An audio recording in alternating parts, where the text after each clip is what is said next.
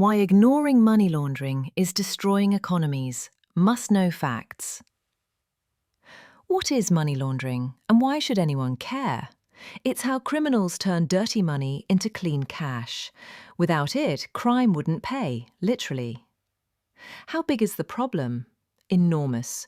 The UN says up to $2 trillion is laundered every year. That's 5% of global GDP. How does it actually work? In 3 steps. 1. Placement. Get the dirty money into the system. 2. Layering. Hide the trail through complex transactions. 3. Integration. Bring it back, looking squeaky clean.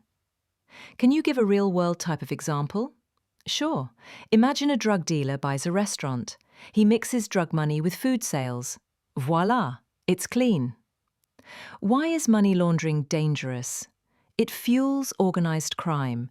It lets criminals invest in more crime, drugs, trafficking, bribery, corruption. Isn't this just a financial crime? No, it's a threat to democracy, security, and economies. How does it affect everyday people? It steals from the public, literally.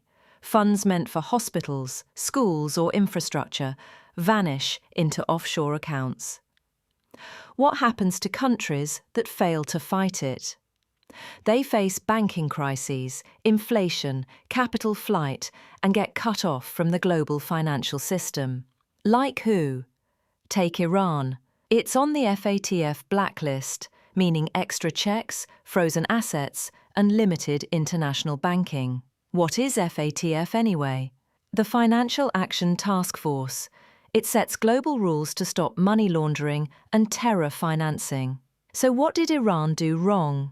It promised reforms but didn't follow through, missed deadlines, didn't ratify key UN conventions. So it stayed blacklisted. What's the price of being blacklisted? Fewer investors, banking isolation, expensive and difficult transactions for businesses and citizens alike. Are there other ways to rank countries on money laundering? Yes, the Basel AML Index. It scores countries from 0, low risk, to 10, high risk. Who's doing the worst? Myanmar, Haiti, and the DR Congo top the risk list.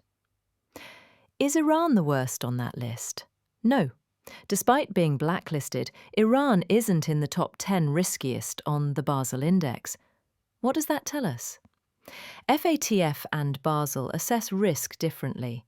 One tracks compliance, the other looks at deeper structural issues. So, can things improve? Yes.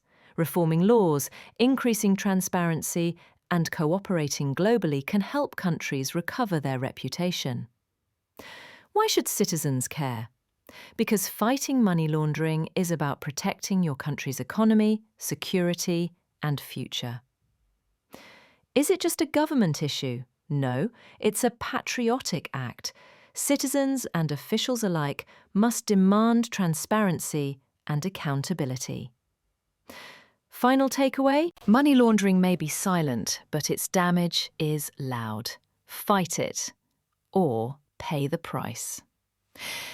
If you learned something new today, hit that like button, subscribe, and share this with someone who still thinks money laundering is just a white-collar crime.